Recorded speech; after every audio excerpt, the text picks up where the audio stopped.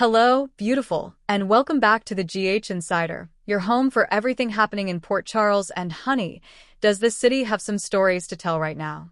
Because today we are getting into something that hits close to home for a lot of people who watch this show. A good man who did something wrong for all the right reasons, and is now waiting to find out if that love is going to cost him everything. We have got a young woman whose star is about to rise in the most exciting way, and a shadow already forming at the edges of her spotlight that has us genuinely worried. And then there is the story that has my heart in my throat. A woman on the road back to Port Charles who may not be traveling entirely alone, because someone from her past, someone we never thought we would see again, may be riding alongside her in ways she cannot even fully see yet. Port Charles is always dramatic, but this week has a different kind of weight to it. Let's talk about all of it. Dante did something that could come back to haunt him and leave his future as a cop at risk. Let us start with a man who has always tried to be one of the good ones. And I mean that sincerely. This is a man who has spent his career in law enforcement trying to do things the right way, trying to hold a line between justice and the chaos that is constantly threatening to pull Port Charles under. He has not always succeeded perfectly. Nobody in this city does. But the intention has always been there, and the love for what he does has always been genuine. And then his son was in danger. Not distant, theoretical danger. Immediate, real, the kind of danger where a decision has to be made in a split second and there is no good option. Only less bad ones. His boy did something to protect someone he loved, and the evidence of it sat in a system that could destroy that boy's future if it stayed where it was. So he made a choice. He made the choice that a father makes, not the choice that a law enforcement officer is supposed to make. And he has been living with that ever since. He told the man who should have been most interested in that evidence that it had probably been misfiled, that it would turn up eventually. He let people believe that the system had simply made one of its many frustrating, bureaucratic errors. And in the meantime, that evidence was gone. Not misfiled. Gone. Because he put it there. Now, here is what makes this so complicated and so emotionally rich to watch. The man that evidence was meant to protect, the villain at the center of the shooting investigation, is himself a criminal of the highest order. He has terrorized people, kidnapped people, orchestrated schemes that have put dozens of lives at risk. He is not a victim in any meaningful sense. The justice he was trying to invoke in demanding that investigation proceed was never really about justice at all. But the law does not always operate on those distinctions. And when the investigation into everything this villain has done finally blows wide open, and it is going to very soon, the missing evidence is going to become a very loud question that needs an answer.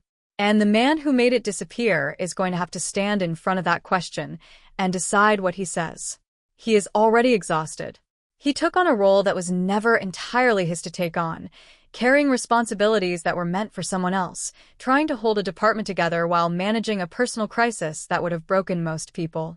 The good news, and there is good news here, is that a familiar face is coming back to take some of that weight off his shoulders. Someone whose return to Port Charles is going to be felt across the entire department, and who may be exactly what is needed to bring some order back to this city. But before any of that relief arrives, he is going to have to reckon with what he did. And whether it costs him his badge, or simply the peace of mind he has never quite been able to hold on to, is still very much an open question. General Hospital spoilers. Trina's worst nightmare begins. A new stalker sets their sights on her? Now, let us talk about one of the most exciting things happening on this canvas right now, a young woman whose talent is about to be seen by the world, and the shadow that is already starting to form around that light. She has always been special. Anyone who has been watching this show knows it.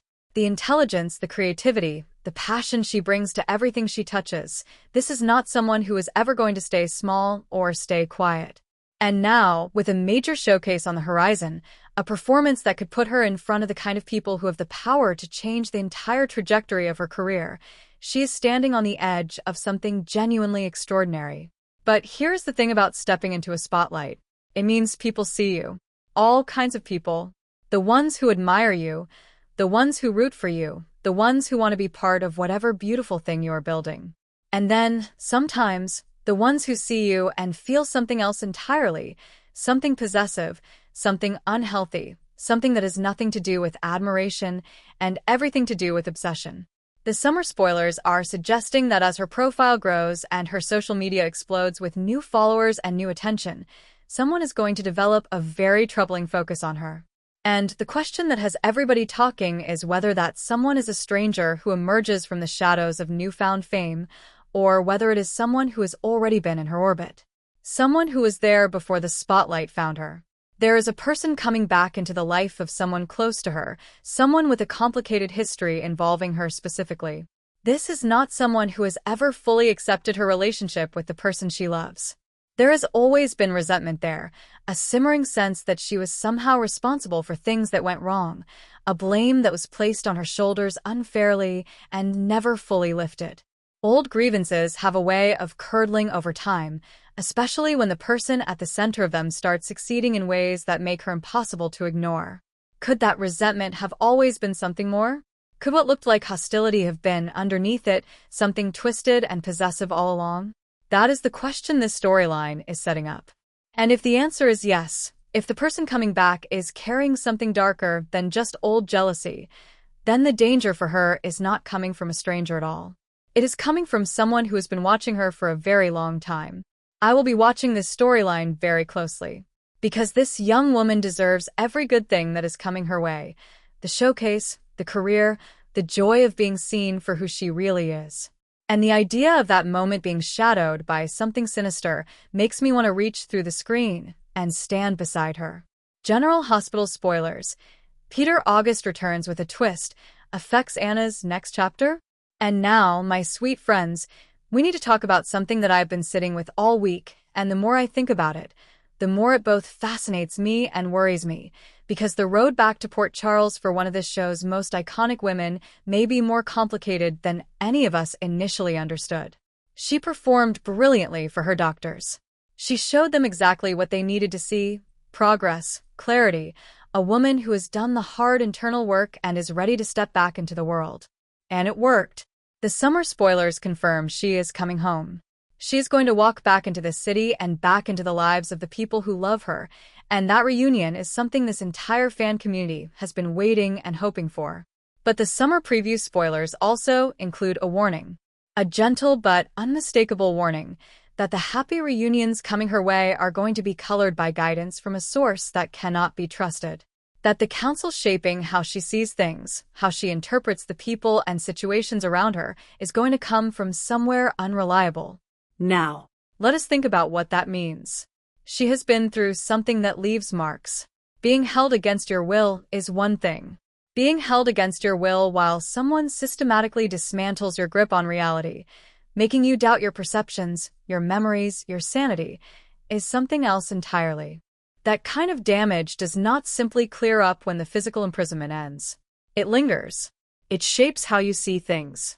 It makes you susceptible to patterns of thinking that feel familiar and true even when they are leading you somewhere they should not. And while she was in that cell, she was not entirely alone inside her own mind. There were visions.